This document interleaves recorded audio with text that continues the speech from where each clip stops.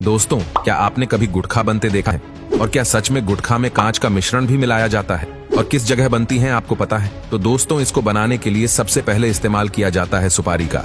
और सुपारी हमें मिलती है इस पौधे से, जो कि आप अभी देख रहे हैं। जी हाँ, यहाँ पर सुपारी की खेती की जाती है। इन छोटे छोटे पेड़ों पर सुपारी के फल लगते हैं और जब तक ये फल पक नहीं जाते तब तक इन्हें अच्छे से पाला पोसा जाता है। जब ये सुपारी का पौधा अच्छे से बड़ा हो जाता है, इसके फल को पौधे से अलग कर लिया जाता है। इसको भी अलग करने का प्रोसेस ठीक वैसा ही होता है।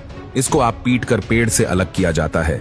उसके बाद उसे कड़ी धूप में सूखने के लिए रख दिया जाता है। ऐसा करने की वजह ये होती है कि सुपारी के फल के अंदर जो नमी होती है वो निकल जाए और अच्छे से फल सूख जाए। जब यह सुपारी का फल सूख जाता है तब जाकर उसको महिलाओं के हवाले कर दिया जाता है, जो इस फल में से सुपारी का दाना निकालती है। आप देख सकते हैं कि कैसे महिलाएं अपने हाथों पर पट्टियां बांधकर इस फल में से उस दाने को निकाल रही है। वैसे तो ये काम बहुत ही तकनीक भरा है, जो कि जोखिम भरा भी है। तेज धार वाले हथियार की तरफ बिना देखे यह कैसे सुपारी को काटे जा रही है। अब इस सुपारी के दाने को बहुत ही गंदे और बेकार लाल रंग के केमिकल में उबाला जाएगा। ऐसा इसलिए किया जाता है क्योंकि कोई जब भी तम्बाकू खाए तो उसका मुंह तम्बाकू के रंग से लाल हो जाए। आपको बता दें कि इसको उबालने के लिए किसी और लकड़ी की नहीं बल्कि सुपारी की उस छाल का ही इस्तेमाल किया जाएगा जिससे ये निकला था। जब यह अच्छी तरह से केमिकल के साथ घुल मिल जाता है तब उसको सुखाने के लिए रख दिया जाता है। इसके बाद जब ये सूख जाता है तो उसके छोटे छोटे टुकड़े किए जाते हैं।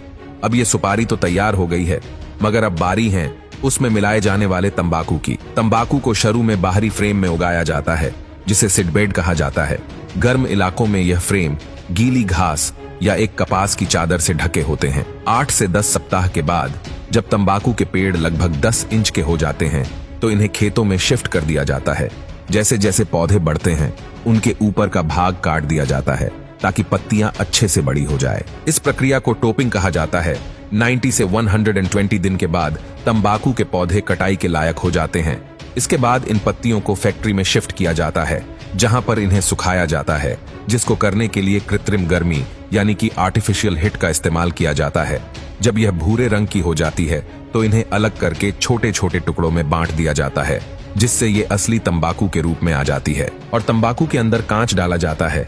उसको डालने के लिए कांच की बोतल को मशीन के अंदर डाला जाता है और फिर मशीन उसको इतना बारीक पीस देती है कि ये एक पाउडर बन जाता है। इसको अगर आप अपने हाथ में उठाएंगे तो आपके हाथ को तो ये नहीं काटेगा, मगर हमारे मुंह के अंदर की स्किन थोड़ी सेंसिटिव होती है, इसलिए अगर कोई इसको तंबाकू के साथ चबाता है तो मुंह के अंदर से फट जाता है। और जब तंबाकू उस फटे हुए मुंह को लगता है तो हल्की सी जलन का एहसास होता है और इसके बाद तंबाकू का नशा और तेजी से चढ़ता है। इसके बाद सुपारी के मिश्रण और तंबाकू के पदार्थ को कथा पान मसाला के साथ एक कांच का पाउडर मिलाकर मशीन के अंदर डाल दिया जाता है। फिर इन्हें पैकेजिंग के लिए भेज दिया जाता है और छोटे छोटे पैकेट्स में रैप किया जाता है।